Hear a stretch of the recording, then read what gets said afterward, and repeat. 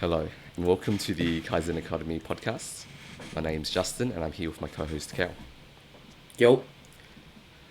So today we're going to be talking about a bit of a chill topic. We're going to be talking about hobbies because recently a lot of you Year 12 students have just finished your HC. You've got a lot of free time in this summer holidays before uni starts, if you're going to uni. Yeah, perfect Um, timing. Perfect timing to be picking up hobbies. So we're just going to be talking about that. So first off is why should you pick up a hobby? And I think one thing that we always agree on is that people who have hobbies are more interesting to talk to, or like you yourself, if you have hobbies, like it's very easy to talk about it, Yeah. and like socialize. It really helps with the social aspect of your life. Yeah. Man, I hope this doesn't come off as we're attacking anyone because I feel like we let's just put a disclaimer out there. We're not like someone's listening and they're like, "Hey, I don't have a hobby." Like, what the hell? Why am I getting attacked all of a sudden? We have been in those positions. Like, I think both of us roll it back 2 years. I think both of us would have been in the exact same position, and this is more so speaking from personal experience. And it's not really. We'll try not to kind of like make it like I guess worded in that way, but I think it was when I say this, I say it more so as a reflection on myself. Like, hey, when I look back 2 years ago, when I wasn't really doing much and I kind of just had one thing that I focused on in my life, I felt like a very, I felt like a simpleton. Is that the right word? I don't know. It sounded like the right word, and I hope it's the right word. Um, Yeah. I felt like a simpleton or whatever that is. I just felt very average, and I felt like holding conversations was always so hard. Like you have nothing to draw from. I think one of the big turning points was just traveling and like doing something. I remember you did travel to Japan very early after the HC, wasn't it, Justin? What? How long was it Mm. after your break or after the HC ended? 6 months or so. 6 months. Did you feel like that was Yeah. a turning point for you personally? Yeah, definitely. Hmm. I felt like I've just have this life experience that I myself am happy to talk about. Whereas before that, it was like I'm just like this random dude. Like I have nothing interesting to say, What so I school? was very That's shy. it. Yeah, Yeah. yeah. I've It's got school. yeah. Yeah, You talk to someone. It's like, hey, what school do you go to? And it's like, oh, cool. What subjects do you? And it's like, okay, that's it. and that's, it's like that's okay. literally it. So I think, yeah, in that sense, I've always found so much friction trying to hold a conversation, and then over time realizing, oh, it's just because I don't have enough life experience, and it's not that I have a whole bunch of like life experience now. It's just I don't have none. I have something now. I have a teeny tiny bit, and I think that's all you really need to kind of work from. It's all you need to kind of like find common ground with someone, hold a conversation in that aspect, in that regard. So I think one of the biggest utilities is definitely my social my social ability definitely has been buffed up because of all of the things that I do outside of say uni, outside of my work or something like that. And I think it's something to think about definitely as a student going into the world. Something you want to think about if you're struggling. If you find yourself struggling in that social environment, I really would recommend just like focusing on yourself and kind of expanding yourself, enriching yourself in that regard. And you just kind of naturally feel more comfortable in these like environments, these social environments where you have to kind of uh, have some kind of input, feel valued in a conversation. You'll feel right at home once you start to gain that life experience. So like with Justin, like when you went Japan 6 months right after. I went like 2 years after the HSC, and just even then, like I just felt like, man, talking to people. I mean, at the beginning, you just all you do is talk about that one trip, but you go beyond that, and you kind of start. You got to start somewhere, but yeah, definitely that social aspect super super helpful. And like another thing as well is that you need to diversify your identity. And what I kind of mean by that is if you place too much of how you view yourself in one thing, like you identify as I'm a good student, or you identify with your job, like I am, like I don't know, a worker at like Nike or something, right? Yep. Or just putting too much of your own identity into one place is setting yourself up for disaster, because if that thing changes, you're going to be like, it's very intense, like the first time you feel it, like you didn't realize it's a thing, but like seeing your like identity like kind of like crumble away Yep. into like nothing. It's like you start falling into like a place of like, who am I, like Yeah. what makes me like what makes me Justin, what makes me someone like worthy to talk to, right? It's a very interesting experience, not very fun, Yeah. but when you diversify your identity by picking up hobbies like, I'm also I sing like at an amateur level, or like I play sports in this league. The day you get fired, it doesn't hurt as bad. You still have other aspects of your life that are still there. You have other pillars holding you up. Otherwise, you just fall into like a very deep rut of like rebuilding yourself, which is not fun. Yeah. It's like rebuilding from zero is so much harder than like starting from like say one and incrementing from that, right? Man, that's crazy. Something like I was listening to from Jordan Peterson, like, and something okay, sorry, it's a bit of a tangent, but just the idea that like if you have to start from zero, it's impossibly hard. And like it's so when you're at zero in certain, I don't know, depending on what you want to talk about, but like zero in terms of like socioeconomic or whatever, but like it's really hard to work yourself from that position, work yourself out of that position. So I think, yeah, it's super important that you make sure you diversify your identity so you don't fall into this abyss. And once you do fall into this abyss, just from, let's say, from experience, I think both of us have had some experience. Like you said, the first thing you said was, I identify as being a good student. I thought you were going for me. I was like, why were you attacking me Oh, on this sorry, podcast, Cam. bro? But that was definitely me post HSC, man. Far out. Like that was the one thing I focused on the whole of 2014 when we graduated, right? On being a good student. And so when I started to fail in uni and started to do poorly in uni, that was like, not only was that terrible of an experience, let alone like just, yeah, you're failing school, but also I was like, I was losing my mind. I didn't even know who I was anymore. And like, I think that was such a culture shock. To put it into context for people who don't know you, year 11 and 12, you were like on top of everything. Yeah. Every single day after school, you went to the library and got like a bunch of studying done. You were topping the grade. You were the ducks of our grade. Yeah. You didn't play games, and you were doing really well. You were like a great student. Unbelievable. But, yeah. That was my only I guess- identity. That's crazy. Like that was the only thing I found, or that was the only thing that I felt like valued by. Like my values were measured up against being a good student.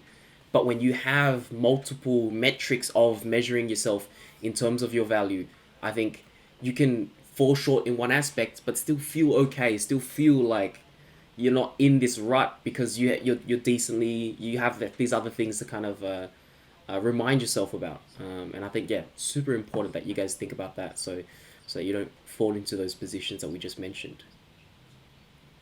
And another reason to start picking up hobbies, or like start thinking about hobbies once you're entering uni, if you're lucky enough to have the opportunity, is it's really easy to pick up hobbies while you're a uni student, because there's so many societies where there are people, like you can meet friends who share the same hobbies. I can say from personal experience, things that tend to stick for me tend to be things that have a social aspect to them, right? It's really hard, like focusing on a hobby just on your own, Yeah. as opposed to having friends that can support you, that you can talk to like for advice and stuff. And especially once you graduate, where both of us are basically out of uni at this point, and it's a lot harder to start a hobby once you're out of uni, because you're just so busy, as opposed to when you're a uni student. But if you've already got a hobby going, because starting it up is always the hardest step. Yes. If you've already got it going, it's relatively easy to like keep it going once you're working full time. like yeah, that's so true. I think that was another thing that I wanted to maybe ask you later on, but like just man, getting into a hobby is already so difficult. I mean, hobbies they come in all different types, I guess. Some really low friction, some super easy to get into. But a lot of the meaningful ones, a lot of the ones that, uh, I guess you've a lot of the ones that would come in, I guess meaningful and something that I guess a big commitment, something that you'd enjoy for the rest of your life, something that you'd a long term type of hobby. I think those hobbies are very difficult to get into, and like just the way that uni is designed, it is 100% designed so that you can just get into whatever. Like when you're O week, oh my god, you go to O week and it's like it's almost overwhelming how many things you can get into, how many societies exist out there. Like if you think that you're into like this super niche thing, don't worry. There's a gajillion people out there that have already started a society, and they will make you feel super comfortable, right at home. So like, you know, yeah. I think when you're in uni, in this particular phase of your life, it's you want to make the most of it. You want to make the most of it. Like you said, Because we're not both out of it now. It's so hard. Yeah. because not only because like hobbies are hard to start, but when you're at uni, when you're like see all these societies, right? They're actively encouraging you to like, oh, well, they make it so easy for you to start. You don't want to be caught in a place where you're finished uni, you don't have that like those training wheels anymore, and you have no fulfillment in your life. You just work, and then like after that, you watch YouTube, Yeah. and then at that point you realize, okay, I need to do something in my spare time. I need a hobby. No one's going to be sitting there to hold your hand anymore, right? Because you're an adult now. You got to find your own motivation. Uni, the way societies are built is that they really want new people to join. Um, so it's kind of like on easy mode starting a hobby at uni. Not to say you can't start a hobby after uni. It's just a lot harder. Yeah. I mean, you can, speaking from literal experience, ex-president right here of Anime Society, right? Yeah, yeah. It's like, it's almost like a passive experience. You can passively start a hobby because the society is doing the active kind of like sucking you in a good way, obviously. Because, you know, remember, the whole point of doing this is to ensure that you kind of end uni as an enriched individual instead of just ending uni with a piece of paper and with some kind of knowledge in whatever degree that you end up in. And so now both of us we're basically out of uni. If I wanted to start something, there is so much effort. Like I have said to Justin, I've said to you like how many times that I wanted to start BJJ. Many times. Too many times, and it's just like the friction of it is too high. Like there's not enough of that support like structure to kind of get me into it as an adult. It's just so difficult. So yeah, definitely make the most of your time there. I think that's definitely one of the biggest values. I think if you ask anyone, probably one of the biggest values of their uni experience, like making the most of those societies out there. This could be like an entire episode in itself, but like just to quickly point it out, if you go to uni just to get your degree and then like get out, I think you're really missing out on a lot of opportunities. Not that it's like per se a bad thing, but I Yeah. think it's a really good idea to take advantage of everything uni has to offer. Like go to those camps, get involved with societies, try to make a lot of friends, like meet a lot of new people, not just stick to your own like group that you knew from high school. Because uni is such a unique opportunity in that sense. But that's a whole another beast in itself that we could talk about for like Yeah. hours. Yeah. This episode, we're just going to be talking about a list of hobbies that we find interesting. We not might not necessarily do them, but we've been exposed to them in some way. Yes. Just to give you ideas of what hobbies you could pick up yourself. Of course, this is not an exhaustive list. This is very biased towards our personal preferences, but hopefully can give you some ideas of like what to pick up.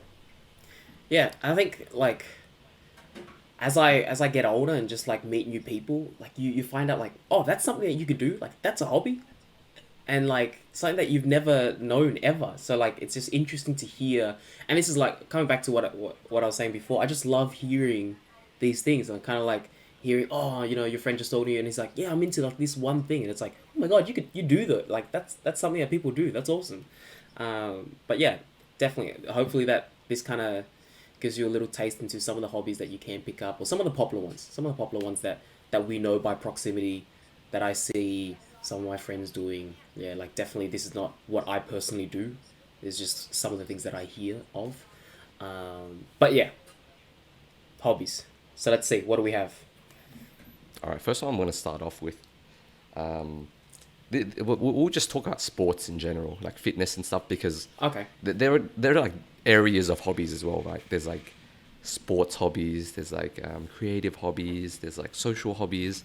So I think you want a bit of each. You can't have five sports hobbies. That's like too taxing on your body. Yeah. Um, but the first one I want to talk about is Brazilian Jiu Jitsu, BJJ. We just mentioned it. If you ever meet me, I'll talk your ear off about it. I am obsessed with this. So for people who don't know what it is, it's a grappling art. So it's a martial art. You just like put people in holds, in submissions and stuff, and it's so fun. And I'm very grateful to have found a hobby that not only keeps me fit, but also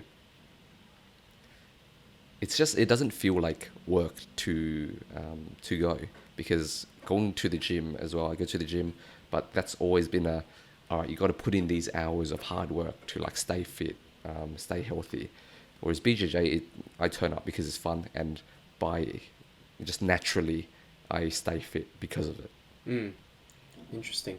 And I mean, talking about like sports and then kind of starting with BJJ, I think kind of brings another element to why I think hobbies end up being, or maybe how you can choose certain hobbies.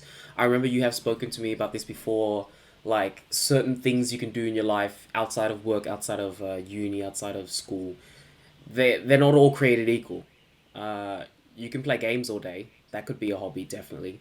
But is that going to be as productive, as enriching as, say, BJJ? Probably not. Probably not. So I think the other aspect of picking up a hobby is just like utility, pure utility. Like as an adult, you want to stay safe. And when you spoke about BJJ, I was like thinking self defense. I feel like I would not like to mess with anyone who's got a bit of BJJ, even if it's just a bit under their belt. Like 100%, I'm not messing with you, Justin. I don't think anyone's gonna even think about that. But like, just self defense, right? So like, you're picking these hobbies to not only enrich yourself like socially or whatever, but it's like these are like valuable life skills that you end up like learning, and like it's just a net positive. I can't see anything negative against it, right? So I mean, do you feel like in that regard, you have like bonus self defense points when you walk down like a dark alley, Justin? Yes. Same. I'm gonna. That's a very good point that you've brought, Cal. I'm gonna talk about all of the utility that I think BJJ brings. Yes, please. I'm really gonna try to sell you guys because it's been such a positive impact on my life. So like before the gamers get up in arms that that I'm saying BJJ is better than gaming, I'll list out like logic. I'll try to list out logical reasons of why. The first and foremost for me is the fitness aspect. It just keeps you fit. It gives me my cardio, and it doesn't feel like exercise to me. It doesn't feel like work to me. It's fun, but I automatically keep fit because of it. Fitness is one. Second is the social aspect is very important to me, because what I found amazing about it is that you go there, and then you like, it's a class, right? But then it's a small community of people. It's a tribe of people that you see on a pretty regular basis. I see them more than my friends that I know from like other places, because people just train so much. We go there like 3-4 days a week, so you're always seeing these people, and it's a friend group that you can dip in and out of very easily. What I've found is that as you get older, you see your friends less, because everyone's so busy. You have to organize events like, okay, everyone, we're going to get together this Saturday. Who's free at what times? It's a lot of effort. Whereas something like this, right? Like, I'm bored today. I'm going to go to my BJJ gym. I'm going to see my friends there, and then I'm just going to exercise. And it's very low friction. I can just turn up. So that's one of the biggest things for me, the social aspect. The self-defense aspect, and even more so for me, I think has been the confidence aspect. Because growing up, I'm a bit of a smaller dude, right? Not anymore. Pretty like small as in like height. Oh, okay, okay. And I was also Pretty skinny. buff, but Not that I'm super buff or anything yeah, yeah. nowadays But you're not compared skinny. to Very far some from skinny. monsters out there. Yeah, not skinny anymore. But I've always kind of felt intimidated by like people who are like bigger and taller than me, like throughout my entire life. Not for like any fault of their own. They're just like taller, and naturally you kind of shell up a little bit more. It's just an insecurity. But once I started doing BJJ, that basically disappears. I just don't have that sensation anymore when I meet people that look bigger and stronger than me, because it's just given me that confidence, and not to like talk too much, because BJJ is, what's good about it is that it feels very real, because a big part of the culture is active sparring, live sparring against people who are going 100% as well. One of the first things you find that's fun about BJJ is that you're just like given a set of constraints, no striking. You can do basically anything else though. You can like hold people down, you can choke them, you can attack them with like joint locks and stuff. You don't have to like go soft, go 50% because you don't want to hurt your training partner, because as soon as you catch a submission, you let go, no one's hurt. So you can go use all your strength. So that it's a very visceral feeling, like just going all out, and we don't have many of those opportunities in our regular lives. So yeah, it's good for the confidence as well. Yeah. So that's my sermon for BJJ for the week. I think no, you bring a lot of good points, and I mean, you've talked my ear off about BJJ quite often. I do know BJJ. I've watched maybe like a couple UFC fights, and that's really all my knowledge. But I remember you telling me how BJJ, uniquely speaking, the art form, the martial art form of BJJ is designed so that everyone is in a level playing field. So it's like no matter how big you are, a small person who is proficient enough can find the confidence in themselves to do well and to be able to take on someone larger than themselves or something like that. Is that am I? Yes. So the way I would word it exactly is that skill is a lot bigger of a factor in BJJ than in other combat sports. Boxing, there's a skill aspect, but then you need to be like miles and miles ahead of someone in terms of skill in order to beat someone that's bigger than you. Right. Just because of the nature of the sport. But with BJJ, it's you can with 3-4 months of training, you're still a noob, but you will wreck anyone in around your same size. Yep. Who walks in with zero training. Because what's cool about it is that it's grappling on the ground, and people don't have the motor skills on the ground, right? Because no one rolls on the floor and like does whatever, right? That's not something you do in your everyday life. So it's kind of like people move in. They're basically like toddlers when you roll with them. They're very uncoordinated. They can't even like get their bearings right. So it's when you roll with someone new, it's very interesting. Roll being like sparring someone new. They basically can't even hold themselves up, let alone grapple someone else at the same time. Yeah. And it's also very nerdy martial art, because It's technical. it's very technical. Like knowing the theoretical things like striking, a lot of it is just getting in that muscle memory. Athleticism. Like, yeah. Like getting the athleticism for it, building up like your speed, building up like just the muscle memory. Coordination. Your coordination is very important. Your timings. These are things that you really need to just practice and practice. But then with BJJ, you can understand the theoretical and then apply it to the practical. Yeah. Like you can study it like just in Straight your up room, like textbook watching nerd. YouTube videos. Yeah. Textbook nerd, and then you can do really well with that knowledge. Yeah.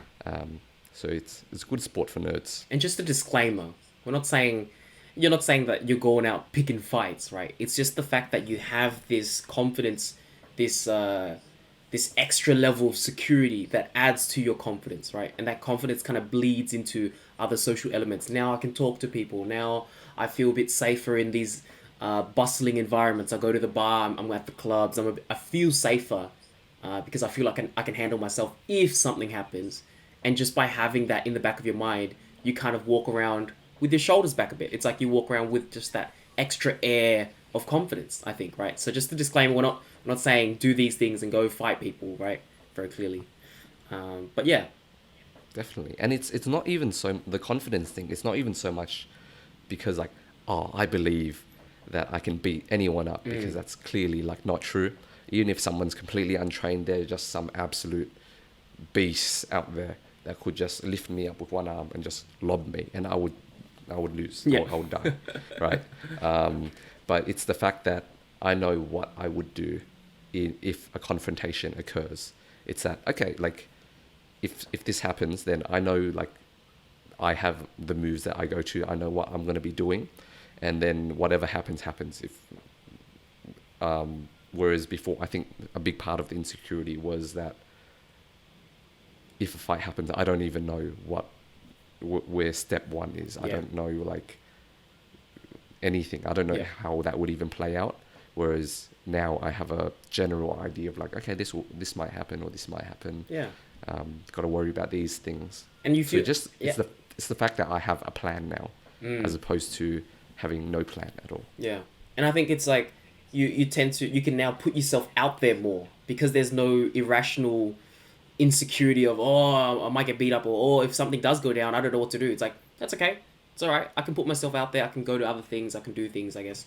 But yeah, no, that utility. I think, see, it's like a lot of the hobbies that I respect or I see other people doing and I really admire. It's just like those hobbies, they add a lot of life experience, but also life skills. So BJJ, right? Self-defense. You got a lot of self-defense in that regard. The other thing that I really like seeing, or something that I'm kind of like, it's on my mind now. I've been thinking about it over the couple of weeks, but it's like cooking. Like, some people who have, let's say you pick up cooking and you're just an absolute master of it.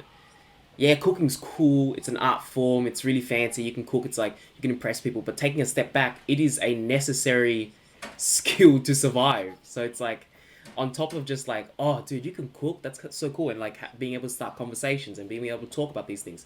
It's like you straight up can live on your own. And that's so cool. You are like a fully fledged adult now compared to myself. Bro, I don't know how to cook anything, man. I feel kind of useless. But Same here. yeah. The only thing I do is like make instant noodles all day, and it's really starting to get to me. But like, It is. damn, dude, I am A bit I am pathetic. getting old. I'm 24. It's kind of pathetic that I Yeah. can't cook anything apart from instant noodles. Yeah. Which is cooking.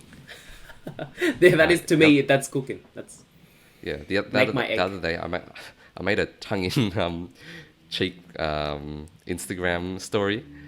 It was like Italian x Mexican cuisine, and all I did was like get the spaghetti that my mom made me, and I put corn chips, I put nacho Doritos on top, and that was like my cooking recipe. Right. Yeah, legit. And then you look at someone who, like, one of our friends, like, whenever I go to Ray's house and, like, he's cooking, it just blows my mind. Like, it's so foreign to me, and I feel so sad about myself. I'm just like, oh, you are so pathetic of a human. Like, what the hell? Bro, he's straight just chefing it up, and it's just like, what the heck? He, like, just so advanced. And I'm sure it's, like, being an outsider, someone who doesn't cook, someone who's not very proficient in the kitchen, it all looks very advanced. But I'm sure if I put in some kind of effort, I could probably get the basics down. Start to learn how to cook some pasta.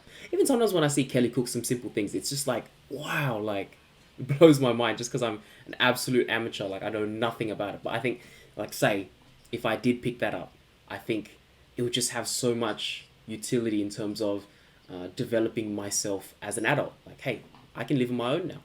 I'm cool. Like, I can survive out there in the wild by myself without having to Uber Eats myself every night, DoorDash myself. I don't have to, like, eat out every night. It's like I can actually save money, be responsible, and cook meals. So yeah, I think that's definitely something I really admire when I see it's super respectable, definitely. And I feel like food is something that people just connect over like so well, right? It brings people together. Like not only is the culture, cooking culture part of it, even there's even a huge like just eating culture, right? Yeah, yeah, Like people connect over eating food. If you're the one like cooking as well, you can cook for your friends. I feel like the social aspect is like a really big part of it. one hundred Food percent. just brings people together. Yeah, I mean that's what Ray does quite often, and um, I really am grateful. I don't know, this sounds weird, but I'm super grateful that I have him in my life. Someone who's like sometimes he'll just be like, all right, I'm cooking this one thing, and he'll just call all of a couple friends over, and we'll just like eat, and that's like our social. That's our time to kind of get together, catch up, and stuff like that. And it happens quite frequently, um, as opposed to just like, I mean, I know if I don't have that, it's like it's very hard to find an excuse to see those guys and to catch up and to kind of like coordinate something. But because he's just so good. So once in a while, he'll just be like, all right, I'm cooking this one thing. Everyone come over. Let's just eat. I'm making this. And yeah, I really enjoy that. I think that's one of those things where I was thinking the other day, I was just like, wow, I'm just super grateful to have met someone like that. And I wish that one day I could be that person. I could be that person. Hey guys, I'm cooking something and just come over and then like invite everyone. Um, but yeah, cooking. Definitely up there in terms of what I'd like to get into. Same, same. I really need to learn to cook, dude. Like, let's just kind of list out the utility, the additional utility for like cooking, right? So you said saves a bit of money compared to Yeah. like eating out. Nutrition, Oh, you can you can control actually it. choose. Yeah. You can control your nutrition. Yeah. You can make it bad if you want. You can make it good if you want. But it's the fact that you probably want to make it good. But it's the fact that you can control it, right? Right Yeah. now, I only know how to make instant noodles. That's not good for me. Yeah. I feel like I would just Um, not being able to survive out there. I just feel pathetic, man. Far out. and the social aspect. Yeah. Okay. Next one, gym. I think a very big part of like the culture that we hang around. At least like everyone we know like goes to the gym, um, and I think it's good. It's like I think it's the most efficient sports like exercise related hobby that you can have, Mm. because if you just want good posture, like strong bones, just like injury prevention, like you're not gonna like break your leg walking down the stairs or something. Yeah. Having a good core like basis of weight training is very important, right? For me right now, um, it's still a very minimal part. You can get really into gym culture, right? There's like strongman, there's like powerlifting. Like a lot of our friends are getting into Olympic weightlifting recently, so you can really expand that aspect to be more social and stuff as well. But for me, gym is a lot more minimal than that. It's just to keep me strong, me um, Fit. keep me fit, so that I don't hurt myself when I go do BJJ. So it's supplemental, I guess, to Mm. BJJ, Yeah. but I would never replace it. I don't. If I had to quit one, I think I would have to quit BJJ before I quit gym, just because weight training is so good for like your body. Like it just keeps you. Um, it prevents a lot of problems that you could potentially have in your life. Yeah. So fundamental. So I think that I like the way that you see that though. It's like the gymming experience is so scalable. It's like, do you want to go all out? Go for it. Like, do you want to have different styles? Go for it. You can go into Olympic lifting. You can go to all these types of things. Do you want to? Are you trying to sculpt your body? Man, there is a style for you there as well, right? And looking around where we live, there are so many options for you to choose from. There are so many gyms out there. You can go to an extremely specialized gym. You can just go to the cheapest gym out there to get the job done. You can have your own home gym, just like what you have, right, Justin? Just to kind of like you said, as a supplemental thing to make sure that you kind of make the most out of BJJ. You're fit enough to go to your BJJ classes and like kind of excel there. So yeah, I like that. The how it's like you, you can kind of find your own experience. It's not one thing. So don't.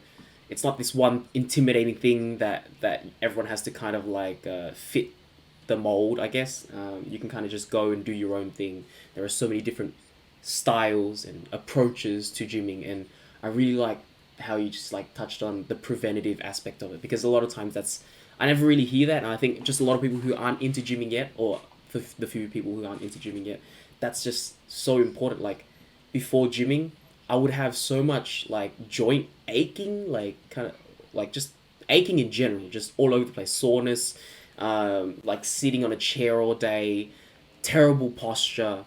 But like it only takes like a little bit of gymming, and all of a sudden it's like you walk around with proper posture, and it's like, I think what's really what's kind of coming up again time and time again with all these hobbies that we talk about, it's like these benefits are all, I don't know, I can't find the right word, but I'm thinking unconscious. It's like they all come out of like a, they're all like implicit. That's right.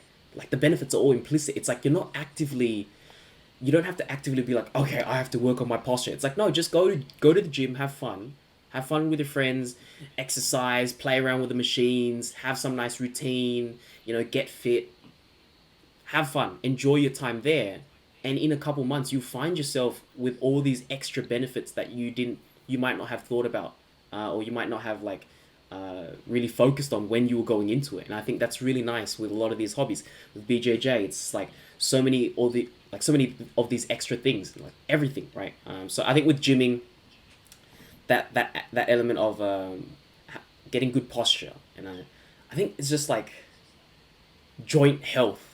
I think that for me is probably a really big one. Just like having healthy joints and stuff, not like cracking every single time you bend your arms. That's so embarrassing. That's so embarrassing. I feel so embarrassed every time like the room's quiet and I'm stretching and I'm cracking all over the place. Like, bro, you're 23. What are you? What are you like? The heck? This man's like senile almost. But yeah, I think that's a huge part of the gymming aspect. Definitely not as social as BJJ though. Would you agree? But it can be. It can be Not quite not as social. social, not as social, but still can be very social. Yeah, yeah. Because I mean, we were just talking about this, and like, very reminiscent of back when we all went to the same gym. We all kind of like had the same gym time too. We all came around the same time. We'd rock up. Okay, it wasn't the most efficient like 2 hours of our gymming or 1 hour of working out, but it was fun just to kind of like banter, kind of like shoot it back and forth, and like catch up with a couple mates here and there. Yeah, just see, once again, it's like you don't need to like explicitly go after and set up these appointments to meet your friends, appointments to catch up with your friends. It's just, it kind of just happens naturally, just because you're pursuing this other hobby. But yeah, I think that's probably what Spontaneously, you just like you see your friend at the gym, like, hey, let me join in with your workout. yeah. Like chit chat a bit between your sets. It's I really miss that time in my life when when I didn't have that my home gym. Home gym, very convenient, but I do miss the aspect of seeing my friends at the gym. Yeah, yeah, Um, but another thing as well, I think especially with this one, I feel like a lot of times people have reservations about going to the gym, and I just really wanted to touch on a few of these because I think it's such an important thing to like do in your life. I think everyone should go to the gym, um, even if it's just a supplement to like other hobbies that you have. You need a basic like strength routine. So number one, I think this one, I feel like this is not of a big issue anymore. But I feel like at least my impression when I first started gymming was like, oh, a lot of gym culture is very vain, right? People just want to get big, and I don't know, show off or whatever kind of thing. But I think you kind of really realize that's not really true. People at the gym, they're very nice. There's a lot of different subcultures like in the gym. Of course, you do have like people who just want to look big, and that's completely fine. That's like they're doing their own thing, but you can do it for health reasons. You can do it just to be a supplement to like other sports, right? Um, it's really important. And also like another thing, it's like okay, will people judge me? Like when I first start going to the gym, we were very lucky that you had a home gym at the time when I first started gymming. So I just joined you guys. I was just with my friends, so I didn't feel judged. So if possible, like with your friends, like if you're in like just coming out of high school, hopefully one of you guys can have a home gym, if and that makes things very easy to get into. If not, I would recommend signing up to a 24-hour gym. And if you're really embarrassed, go at 2 in the morning when no one's there. Right. Yeah. No, that works perfect. Yeah, those first few weeks are definitely the most confronting, really intimidating. But it's definitely, I think, man, it's almost a guarantee. I can almost like bet my life savings that it's purely in your head. Everyone that we've met at the gym, 99 people, 99 times out of 100, it's like they are one of the nicest type of people. Like, yeah, they might look big, but the second they start talking, it's like, well, this guy's so nice. Like, and so a lot of times, just like this irrational insecurity, and we can promise that.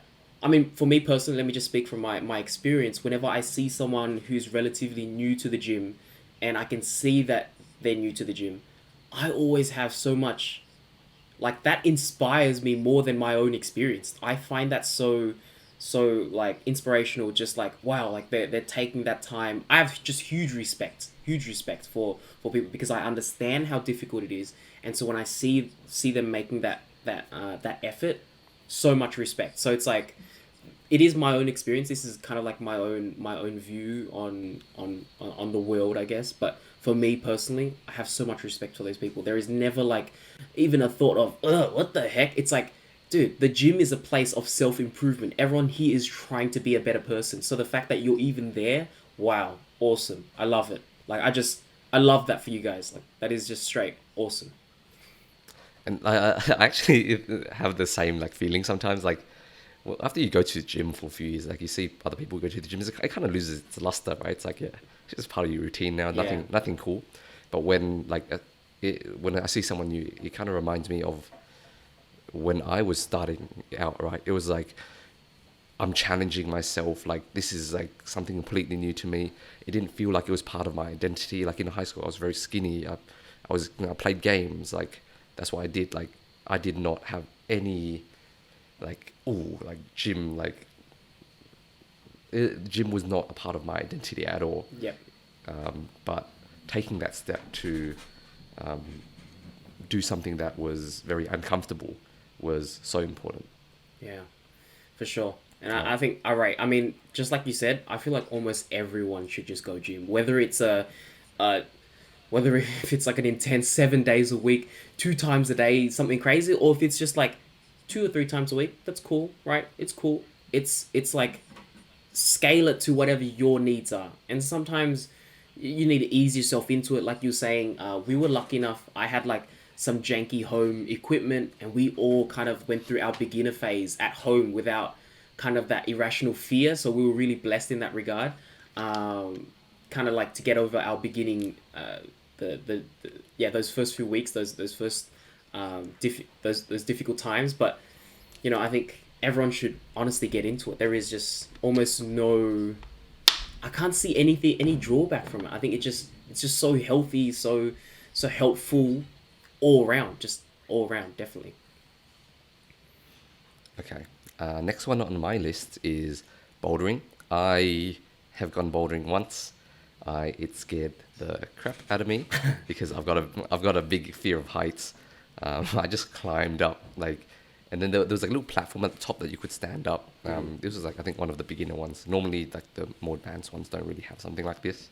But I just stood at the top and I was like, I just looked down and I was like, That I'm vertigo. never coming back here again. Yeah. Yeah.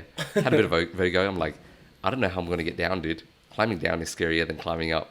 Oh, for sure, yeah. So I haven't gotten into this. Super popular, Maybe I though. will try again. It's so popular right now, though. It's Crazy. really blowing up. And again, I think this is similar to BJJ in that it's a very nerdy sport. Nerds do well in this one. I think even more so because like Yeah. bouldering, it's very technical. Like it looks like if you're really big, you can just smash yourself up. That's not really true. People like the guys that out of my friends, the guys that are like the best, they're these like super lanky dudes with like a reach of like I don't know 2 meters or something. They just Yeah. like climb up like a spider.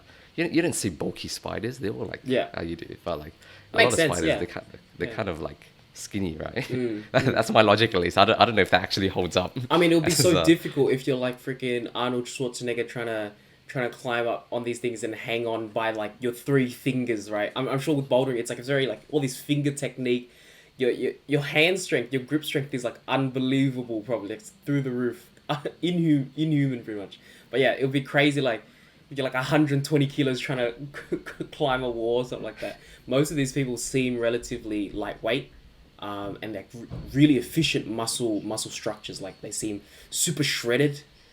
Like they only develop muscles that they need, no excess muscle.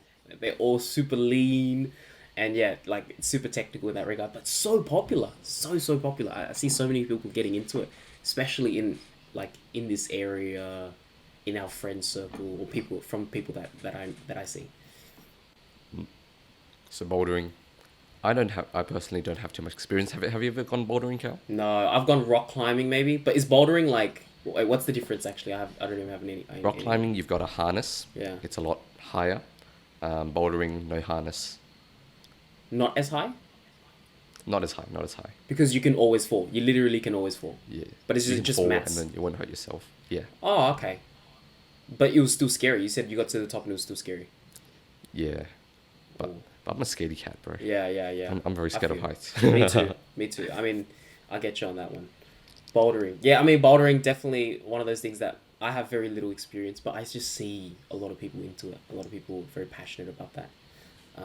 And yeah, like the two things that, like the two hobbies I've seen people be like fanatics about, is BJJ and bouldering. I don't Mm. understand bouldering, but I think there's a pretty fair chance that if you try it out, you would get hooked as hooked on bouldering as I am on BJJ. For sure. Those are like the two sports that I see people like just keep talking my ear off about. Yeah, there has to be a reason Okay. for why it's so popular. I'm sure there's so much more to it that we're not doing it any justice right now. But the fact that it is so big, I'm sure there is so much value in it. But I mean, you say two. I feel like there's three.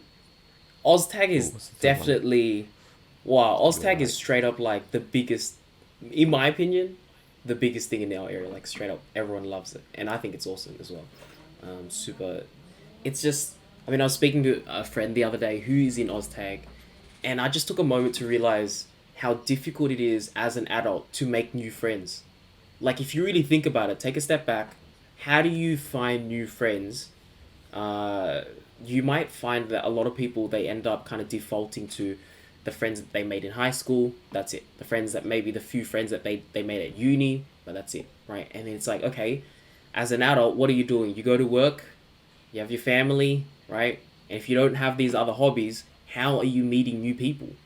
And so I was talking to him about OzTag, and I was talking to him about, about girls and about how he's like, just like listening to his love life, and I was just like, wow, I was just asking him how he meets these people, and it's just like OzTag. Like a lot of times, you develop like these very. It feels very natural because once again it's implicit. Like these connections you make, they don't feel like they're forced. Because sometimes when you force things, it feels wrong. Even though it's perfectly okay, I think it's just like a bit harder to get into. Like let's say you're on a dating app, it feels. I think there is definitely a bit of friction for some people to get into those things because it feels a bit forced. But like say through OzTag, he's just like yeah, in OzTag you train a lot, and just through the training and through the games that you attend every single week, you implicitly spend a lot of time with each other. And then wait a second, you're spending a lot of time, you're clicking it with some of these people, and then you make these friends, and it feels very organic. And I think as an adult, that's so valuable because take that away, there is no other way. What you're gonna make? You have work friends. That's it. You want to have friends beyond work friends, right? You want to have friends outside of that, and sometimes even you, depending on what you end up doing as work, like or for work, sorry, you might just be stuck with a whole bunch of old white people or people outside of your demographic, which is what he was telling me. He was like, man, at work, I'm a young Asian guy, but like at work, there's all just old white people that are already married. Like, how am I supposed to mingle or like, say, look for a date or something like that? It's very difficult. And I think, yeah, so things like OzTag, super popular. And I see why it's so popular. Like, that social element is so strong. You just spend so much time with each other and like just so many opportunities to naturally create friendships, I guess. 100% agree. OzTag, in another life, I think I would have done OzTag. Mm. Very social, keeps you fit. Super fit. You're just running all the time. Super fit. Yeah, Your you're just cardio is running like all the time. You got unreal. cardio for days. Yeah, Yeah. these guys are crazy fit. Super All competitive right. too. Super competitive, right? And I think that's kind of touching on the other aspect. It's like when you have these competitive hobbies, I think it gives you, once again, if you're diversifying yourself over many different hobbies, you can be good at these other things and you can have value in these other things. And like, if you fall short in school, you can still pick yourself up. Let's say you failed an exam that day, and that night you go play some Oz tag. It's definitely a way to pick yourself up, because you still, you can kind of find the comfort in the fact that you can still do good in these other things, or do well in these other things, right? Sorry. And I think that's very important to have those other things, right? I can be really good at Oztag, and that will help me on my off days at work. Oh, today at work I just couldn't get any work done, and I don't feel like a productive employee. And it's like, that's okay. After work, you kind of like let off your steam and you go play some Oztag, and you're like, oh yeah, like this is my zone almost, and I can find a bit more some happiness in that, right? If I'm not finding it elsewhere, I guess. 100% agree. And I think we're getting a lot of good discussion out of this, so I think we might need to do a part 2 for this podcast. So I guess this one will be just sports. Yeah. This will be the sports hobbies. Okay. Next one will be other hobbies. All right, bet. Because we've talked quite a bit already, and we've got lots to go through. Yeah. Okay, so next what one else? on my list, running. Running, I think it's very vanilla, in that, not vanilla in a bad sense, vanilla in that everyone kind of can get into running. Like, everyone likes running. Everyone likes running. Okay, maybe that's a bit of an overstatement. That's a bit of a lie. Sorry, Yeah. I think everyone can understand why running is appealing, or why it's good for you, right? Just because you just get good cardio, like it transfers to a lot of other things. You're exposed to it already at school because of cross country. You know what it's about. So I think it's one of the easier ones to get into. For sure. Wait, Just because. what's that word where it's like when you start a business, there's like an entry. Oh man, why can't I think of that word right now? Like, say if I want to start a business, I need a certain amount of capital. Now, okay, we're gonna tangent off Right. to start up to Yeah. look for this word. Do you know what I'm talking about, Justin? Yeah, I've lost the word as well. Oh, I know far out. there's a word for it though. But with running, it's like very low, right? The point of, oh man, I can't even find the word. But whatever it is very low. Yeah, and it's like, Yeah, the put on point a of pair of entry shoes kinda low. and go run outside, go run around the block. That's it. It's like there is very little Exactly. effort. So I think in that respect, really easy to get into. But definitely not one of the easiest things, because sometimes when I'm running, I'm like, definitely want to kill myself half the time. It's like, people who enjoy running, they definitely feel like a different breed to me. Like some of my friends who run marathons and stuff like that. Phew, I can't empathize, but yeah, very easy to get into. Find a nice pair of shoes, and you can start just with walking. To be honest, you have a pet, just walk your pet, and then just kind of pick up the pace from there. So many ways to get into it. Super easy to get into, and super healthy, I guess. But not as social, is it? Not as social. I think it's getting a lot better, because, like, or maybe I'm just like getting exposed to it now because I've Yep. got friends like in these social circles. But there are a lot of like groups that you can join, and they do group runs. Oh. So UNSW has a society they called RunSoc. They just go on runs like every week with each other. I take And that it's like, back. Yeah. And then apart from that, right, you don't even have to be a uni student. There's like, I think on Meetup, there's like a lot of like runs where like people from like, oh, okay, this is a local meetup for like runners. You guys go just run together. I Right. think like once you get into the competitive scene, I'm sure you can organize, like you meet people and you can organize like runs like with your friends and stuff. Yeah. I think it can be very social. Yeah, no, I didn't think about it like that. I guess for me, kind of like how you take gymming, for me it's very supplemental. It's just to make sure that my cardio is not terrible. Like, I kind of do it reactively. If I get to a point in life where I've been really busy and I walk up a set of stairs and I get really gassed out. I'm like, all right, I'm running tomorrow. Like, I want to go back into it. So it's more reactive, and I kind of do it. It's very minimal. My approach to it. It's more so just like what I was saying. I just get like a comfy pair of shoes and I just run around the block. To be honest. But yeah, I completely forgot about Run Sock. I mean, that was like one of the biggest things at uni. Super big. Always see them promoting that stuff. But yeah, that's nice. So there's even a social aspect to that. And running, well, a unique perk of running is personally, I feel like it's one of those things that actually trains your willpower. Yeah. This is completely anecdotal, but I felt like that has transferred into other areas of my life.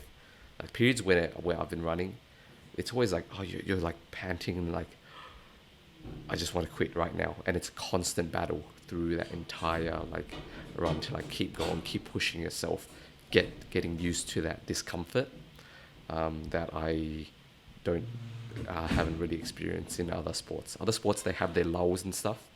Running is just a constant like Straight you're battle just the whole time. you it's a straight battle the whole Yeah. time. Swimming was similar. I Oh did yeah, swimming swimming. for a Yeah, yeah, yeah. Definitely.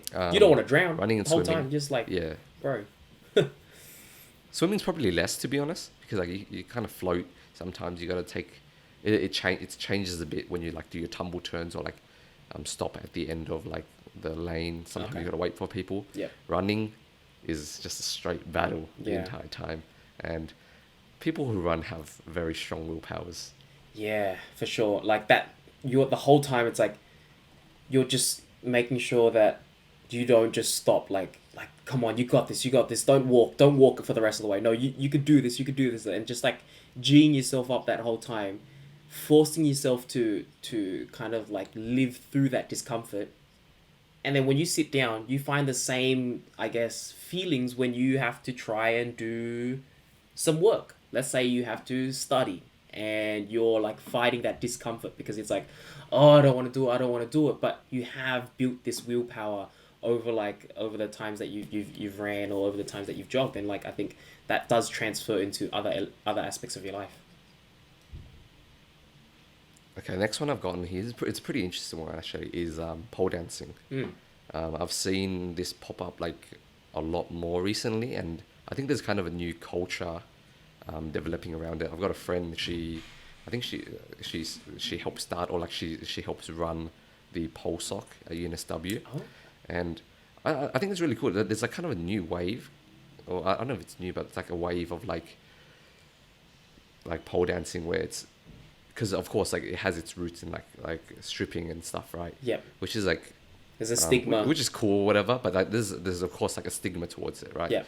But I think this new wave is like there's a lot more focus on like just athleticism and like looking at it as more of a dance, as more of a An art form. creative endeavor and art form, as opposed to just being like overtly sexual, like just Yep. look at me kind of thing. It's more Yeah. of a becoming more of a sport, Yeah. like in and of itself, which I think is really cool. It's kind of destigmatizing it, and people who get into it seem very passionate about it. So I think it's a potential avenue to explore. I Mm. don't have too much personal experience. The only thing I've ever done was like my friend has a pole dancing pole at her house, Oh, and then like sometimes like she tries to show us moves and we fail miserably. yeah. But Just to kind of prove how difficult it is, isn't it? It's like yes, there it's is a very very difficult. yeah, there's a high level of athleticism that goes into it instead of just like, oh, look at me. I guess the ignorant view on it would be like, oh, it's just like girls doing this, whatever, like that, and it's very condescending. But like you said, it's like a whole art form in itself. And I mean, yeah, I think around here I think it's called like pole fit or something like that. Super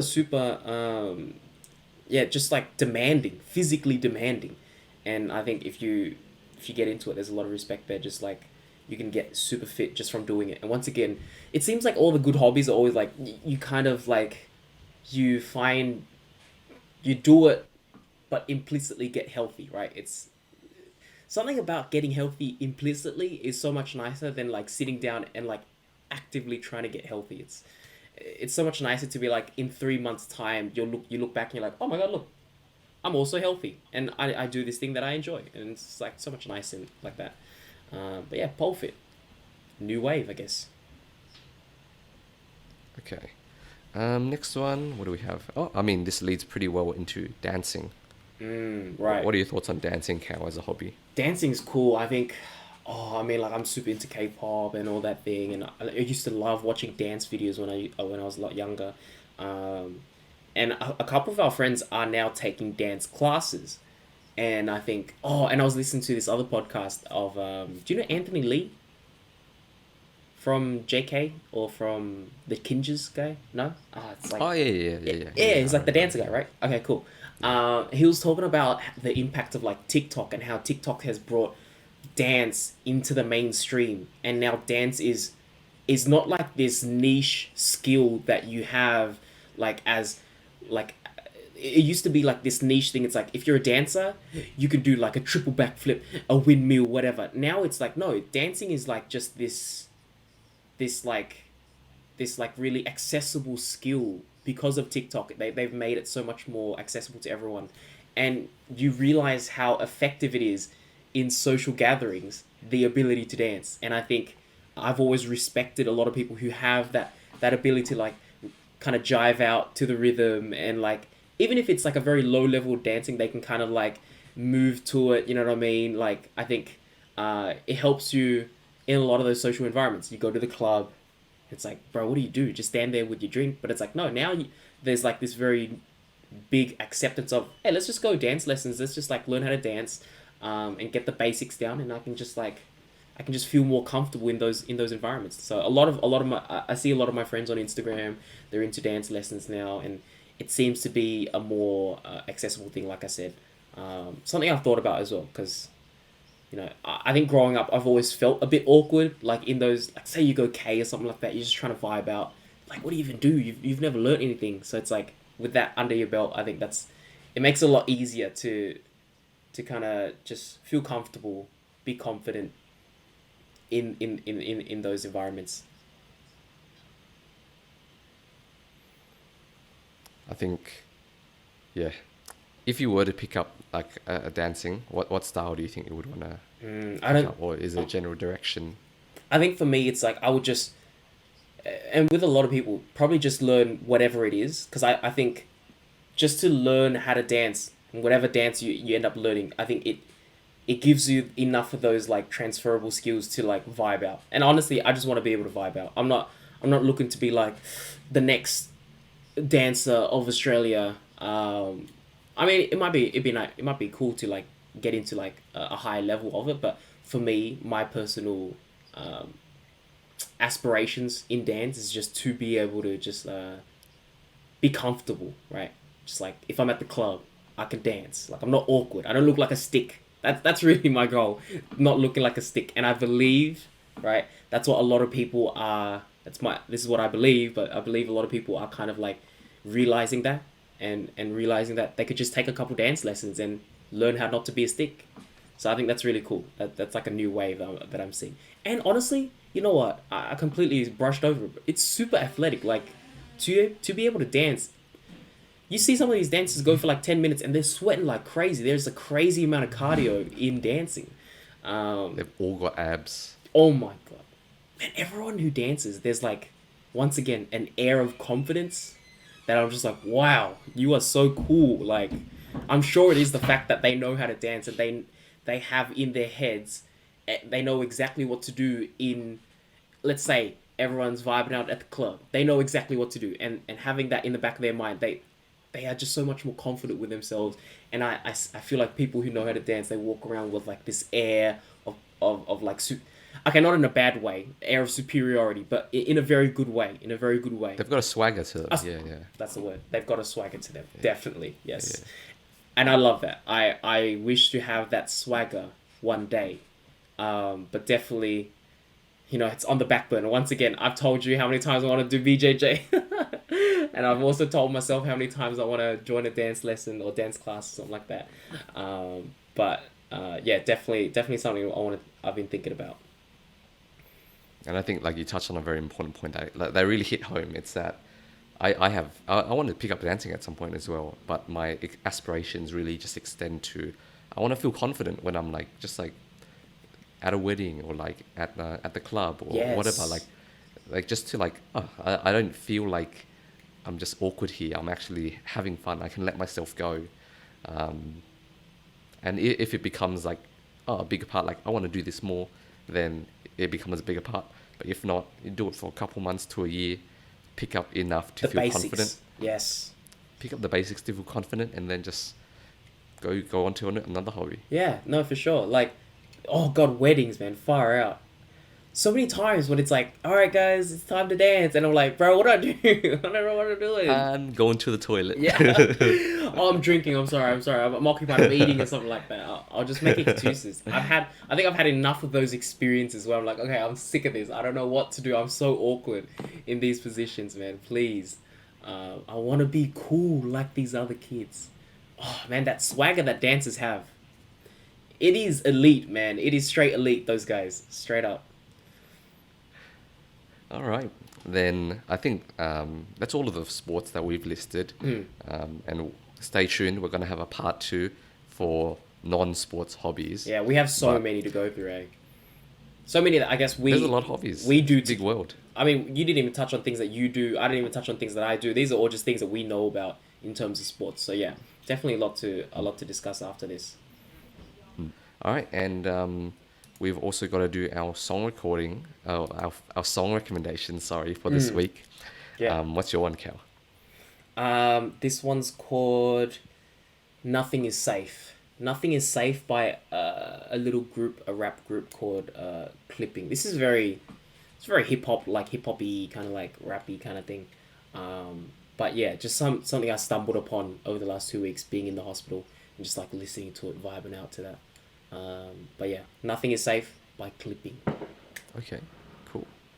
And my one is actually a cover, but it's an official cover, I think, of "Pop Stars" by KDA, the League of Legends song.